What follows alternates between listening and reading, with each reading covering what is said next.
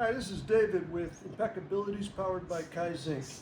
We have a new process, pre-production process to talk about in how we receive and stack garments ready to go to press. These are hooded garments, hoodies specifically. When we were just laying the hoodies down on the cart all the same way, they would tip because of the height of the hood, and it was just unruly. If we held the hoods off the back of the cart became too unwieldy to get through some of our smaller doors. So we've come up with this new process where the hoods are folded over in alternating patterns.